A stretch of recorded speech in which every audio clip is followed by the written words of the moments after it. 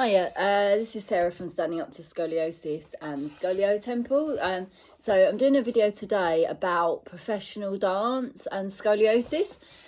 So I see some people comment online, with scoliosis, like thinking of doing professional dancing. And I know it's a common thing that a lot of women especially that have scoliosis, they're very drawn to dancing and they have a love of dance. I think exercise in general, I think us people with scoliosis, we love to exercise. No matter what it is, we need to keep moving. We need to keep mobile, and to stop pain and stiffening up.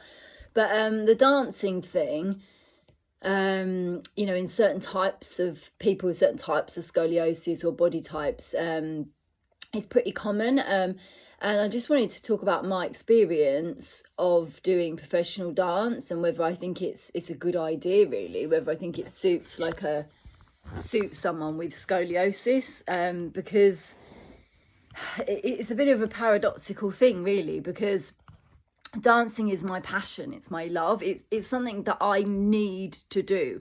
Like, it's like a therapy for me. If I don't do it, my scoliosis gets worse because I need to keep mobile. I need to keep fluid and mobile and everything moving. And I need to keep strong, balance, stability. Like it gives me so much, the dancing. But obviously, doing it professionally is very demanding for the body. And if you don't have correct postural alignment and perfect technique, it's probably not the ideal, an ideal thing, really. It is possible. I do know quite a lot of people who have scoliosis, of different varying degrees, who did professional dance. Some, did it for longer than others. Some stopped sort of early on and taught.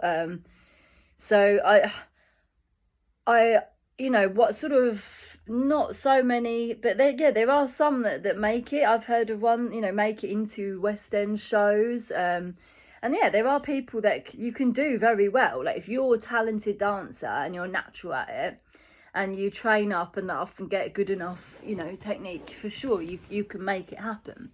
But is it a career? I mean, dancing is not a career for longevity, not on the performing level anyway, for anyone. Like, we all have limits with our bodies. Back pain and injuries are really common in dancers, even if you don't have scoliosis. And lots of dancers get injured and have problems.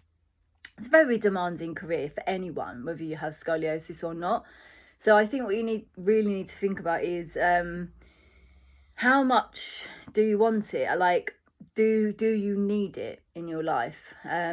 Does it need to be something you do full time, like all the time? Like, the training is full time that I did is very demanding. And to be honest, if you don't do the training to a high enough level, you can, if you're lucky, like if you're very good still, and you had a good enough maybe teacher that you done part-time, maybe you can still get jobs. Like, I have known dancers who didn't do full-time professional training, and they still got jobs.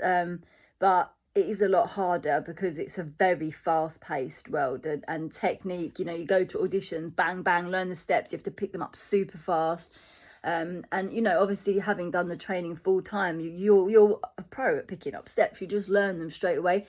And the other thing about doing the professional training is you can pick up any dance style. Like, you go to an audition, choreographers can throw anything at you. They combine different styles. Like, so it is worth doing the training, but it's not impossible to get jobs. It's something maybe to consider part-time or teaching or things like, because with dancing you can pick and choose contracts. You can just do like a short contract, or you can sign and whatever you get the job for. You don't have to do it like full-time for years on end, like the same show, so it's quite a varied career, really.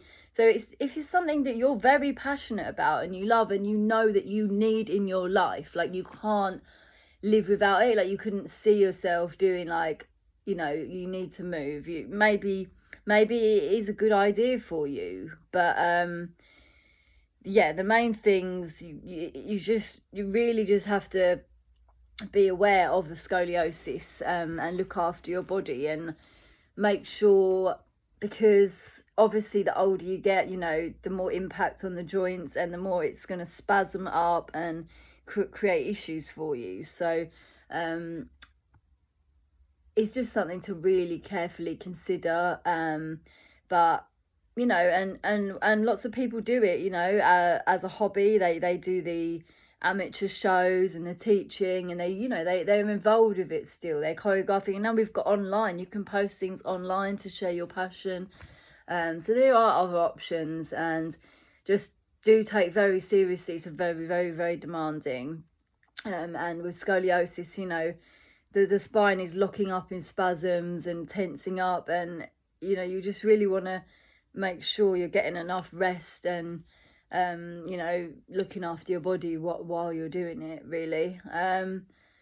But yeah, as for me, I mean, I did the professional training and worked for a couple of years before going on to teaching. I actually had the surgery myself, so I didn't meet many people in that situation. Like, I have heard a couple of stories. So the surgeon who did my operation told me he'd operated on a professional ballerina, and she went back to doing it. And I also heard a story from another friend who was a professional ballerina, that she knew a woman in Mamma Mia and the West End show who had that scoliosis spinal fusion surgery. So apparently there are people out there making it happen, and I did make it happen for a couple of years until I woke up in chronic pain, like mysteriously just woke up. So I would say it's much more of a risky decision going for it if you've had the surgery, because the thing about the surgery is that everyone reacts to it differently, especially long term because since I've had the metal rods taken out, what I've learned is that when they alter the spine for the surgery, they like fix your whole body in a different position. The lumbar lordosis, the thoracic hypho, they literally control exactly the shape that it's going to be in. And if you're unable to maintain and hold that shape muscularly long term, like for any reason, like this is what I just couldn't comprehend. I didn't understand why my body rejected the rods, why I woke up, for 6 years I was fine, I woke up in chronic pain. I was like, why is this happening? And then obviously that pain just kept continuing, and eventually I got chronic infections and rejected it like 20 years down the line. It took a long time, very slow, painful process. So yeah, sadly the surgery story was not the best, one of the best ones for me. But that doesn't mean that there aren't people out there whose bodies do hold on to that surgical structure and change, and they really appreciate it. They really appreciate the support and the uplift that it's giving them. And lots of people are very pro surgery. It's a great success. And as I said, these are two people I've heard of that managed to do professional dancing to a high level. Like professional ballet and West End shows are the top level of dance. Like I didn't get to those. I didn't, I did commercial dance. I did like some West End sort of corporate shows. I got cruise, ship. Like I got worked for Spirit of the Dance. I did like purely commercial, where there was any style thrown at me, pick up steps, very fast paced, quick, all this stuff.